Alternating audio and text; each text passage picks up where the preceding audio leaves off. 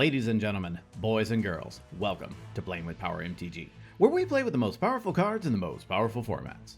Tonight's game is brought to you by TCGplayer.com, where you can find all of your cards online while still supporting local game stores.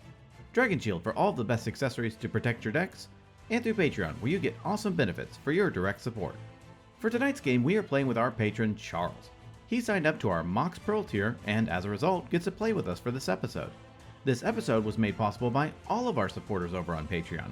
Our Patreon offers tons of benefits, including Discord access and live streaming, behind-the-scenes footage, raw gameplay, additional gameplay series, merchandise discounts, and archive footage of old games as well. We have tiers at all budgets, so sign up today.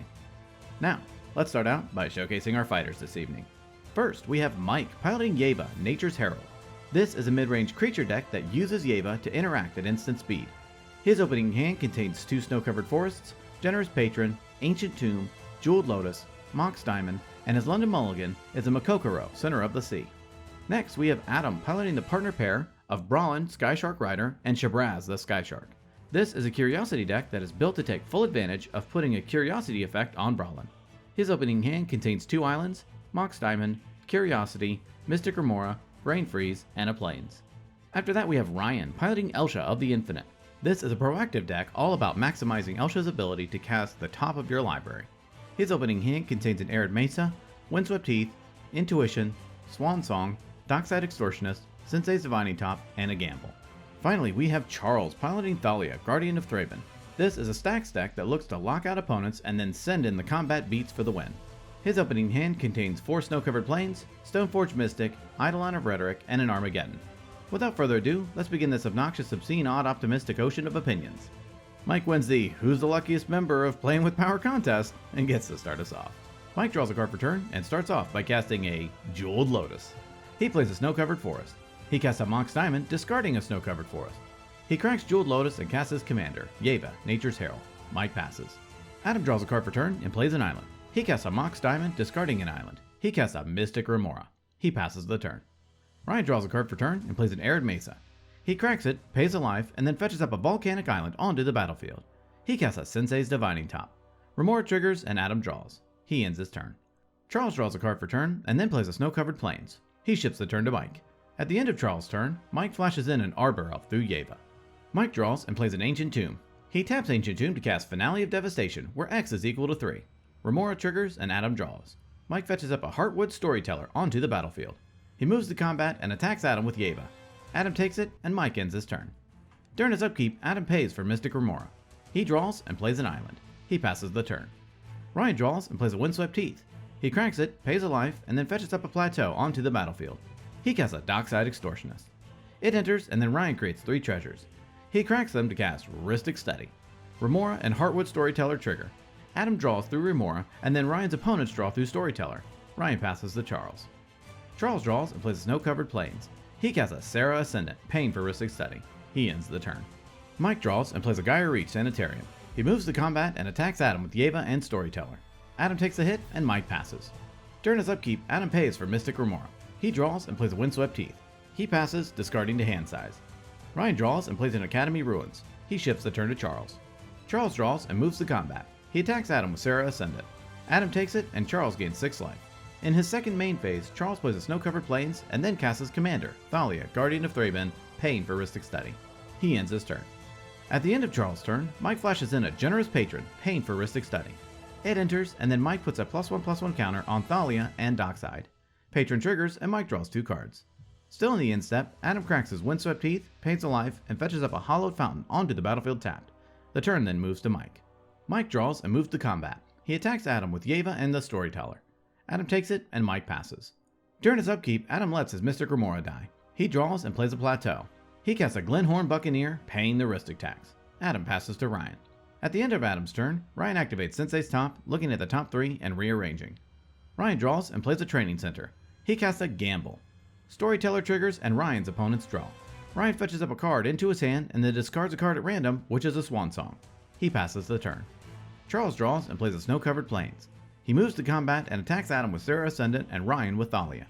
Ryan and Adam take it, and Charles gains 6 life. In his second main phase, Charles casts a Giver of Runes, paying for Rhystic. Charles passes the turn. At the end of Charles' turn, Mike taps Ancient Tomb to cast Seaborn Muse, paying for Rhystic Study. Charles then discards to hand size. Mike draws and moves to combat. He attacks Adam with Seaborn, Yeva, and Storyteller. Adam blocks the Storyteller with his Buccaneer and takes the rest. Mike passes the turn. Mike untaps with Adam through Seaborn. Adam draws and casts a Curiosity on his Glenhorn Buccaneer, paying for Rhystic. Storyteller triggers and Adam's opponents draw a card. In response, Ryan activates top, looking at the top 3 and rearranging. Curiosity then resolves and Adam moves to combat. He attacks Charles with the Buccaneer. Charles takes a hit and Curiosity triggers. Adam draws a card. At the end of combat, Adam activates Buccaneer, discarding a card. In response, Mike taps Ancient Tomb to activate Gyre Reach Sanitarium. Each player draws and discards. Buccaneer triggers again. In response, Mike casts Nature's Claim, paying for Rhystic Study and targeting Curiosity. Storyteller triggers and Mike's opponents draw. Claim resolves, destroys Curiosity, and then Adam gains 4 life. The first Buccaneer trigger resolves and deals 1 damage to Adam's opponents. The second trigger resolves and deals another damage. Buccaneer's activated ability resolves, and then Adam draws. In his second main phase, Adam plays a Prismatic Vista. Plans thwarted, Adam passes, discarding to hand size. Ryan draws and plays a Command Tower. He casts a Helm of Awakening. Storyteller triggers and Ryan's opponents draw. Ryan casts a Jeweled Lotus. Storyteller triggers again and Ryan's opponents draw again. He cracks his Jeweled Lotus to cast his commander, Elsha of the Infinite. In response, Mike taps Ancient Tomb to help cast Ashaya, Soul of the Wild, paying the Rhystic tax. With Elsha still on the stack, Mike flashes in a Scrib Ranger, paying for Rhystic. He activates Scrib Ranger, returning itself through Ashaya and untapping Storyteller. He flashes in a Hyrax Tower Scout. Rhystic triggers and Ryan draws. Scout enters and untaps Storyteller. He flashes in Scrib Ranger again. Rhystic triggers and Ryan draws again. He activates Scrib Ranger, untapping Storyteller and returning Ranger to his hand. He reflashes in Scrib Ranger. Rhystic triggers and Ryan draws. Unfortunately, Mike can't really get there on this loop and has to pass priority on Elsha. Then Elsha resolves. Ryan activates top, drawing a card and putting top on top. Unfortunately, his last floating mana was from Jeweled Lotus, so he couldn't use it to recast top. With Thalia taxing him out of his loop, Ryan passes to Charles. Charles draws and plays an Ancient Tomb. He moves to combat and attacks Adam with Thalia and Sarah Ascendant. Adam dies and Charles gains 6. In his second main phase, Charles casts Land Tax. Storyteller triggers and Charles' opponents draw. Rhystic triggers and Ryan draws. He floats mana and then taps an Ancient Tomb to cast Armageddon. Rhystic triggers and Ryan draws. Storyteller triggers and Charles' opponents draw. In response, Mike floats mana and activates Scrib Ranger, untapping and returning Ashaya to his hand. He activates Gyre Reach Sanitarium. Each player draws and discards. He taps Ancient Tomb and floats more mana. Armageddon then resolves and destroys all lands. Charles casts a Stoneforge Mystic. Rhystic triggers and Ryan draws. It enters and then Charles fetches up an Umezawa's Jite into his hand. Charles attempts to move phases. In response, Mike flashes in Ashaya using his floating mana and paying for Rhystic. He flashes in a Birds of Paradise, paying the Rhystic tax. Charles passes, discarding to hand size. Mike draws and starts off by casting Autumn's Veil, paying for Rhystic. Autumn's Veil resolves, and then he casts in Earthcraft. Rhystic triggers and Ryan draws. He plays a Snow-Covered Forest. Mike then presents a loop of activating Scrib Ranger, untapping a creature, and returning itself to his hand. He then recasts Scrib Ranger, triggering Rhystic and letting Ryan draw. He activates Earthcraft, tapping Scrib Ranger to untap his forest. He can repeat this loop, netting 1 green mana each time and having Ryan draw a card each time. Mike does this loop 7 times. Rhystic triggers and Ryan draws 7 cards. Mike then casts Court of Calling, where X is equal to 4, paying for the Rhystic Study. He fetches up a Beast Whisperer onto the battlefield. He now presents the same Scrib Ranger loop, but each iteration now draws him a card through Beast Whisperer, and he can pay for Rhystic each time. Mike draws a whole bunch of cards, and then casts Scrib Ranger again. Rhystic triggers and Ryan draws. Mike presents a loop again, making 4 green mana, drawing 4 more cards, and Ryan draws 4 cards through Rhystic Study. Mike casts Force of Vigor, destroying Helm of Awakening and Rhystic Study. That resolves, and the permanents are destroyed. Mike casts Quirion Ranger. He returns the Beast Whisperer to his hand and untaps the forest. He presents the same loop as before, but using Quirion Ranger this time instead of Scrib Ranger. Each iteration of the loop makes 1 green mana.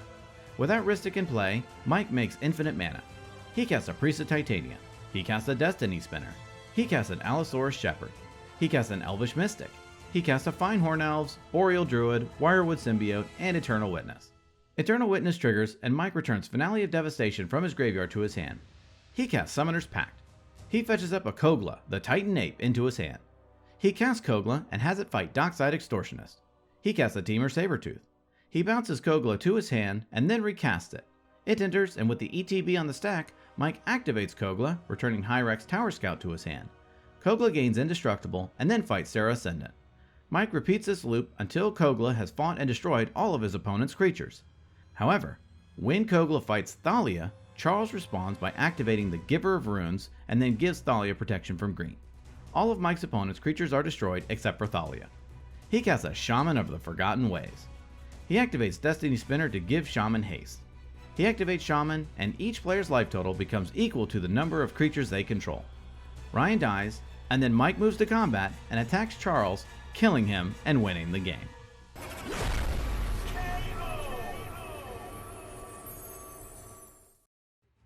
Ladies and gentlemen, what a game. Congratulations to Mike on his win. He did a great job of using Yeva's ability to its fullest and capitalized on it by converting it into a win. The key moment was when he punished Charles for casting Armageddon and then set himself up for an easy win. The most valuable card goes to Yeva, Nature's Herald. She is an awesome commander and allows you to do some very cool things in green. Being able to win at instant speed is a lethal ability, and it is the main reason this deck is so powerful. This episode was made possible by all of your support. Support from viewers like you is what enables us to bring this to the world. If you want to help out, consider signing up to Patreon, buying some merchandise at our store, or purchasing cards from the TCG player links in the description. All of these help us bring this content to you, and you get awesome merchandise, cards at great prices, and cool Patreon perks. If you can help financially, liking this video, subscribing to our channel, and sharing these videos goes such a long way as well. Well, that about wraps it up for this episode. Tune in next time when we duke it out to see who will be king of the competitive EDH table. Thank you so much for watching, and we will see you next time.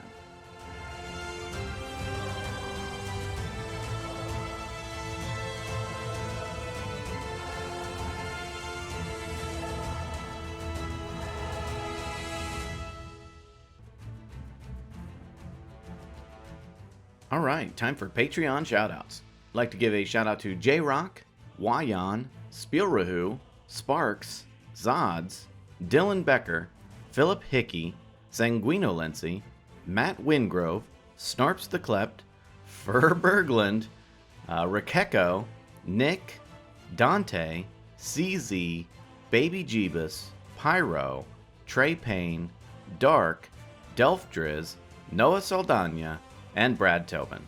Thanks a lot, everyone. Really appreciate it.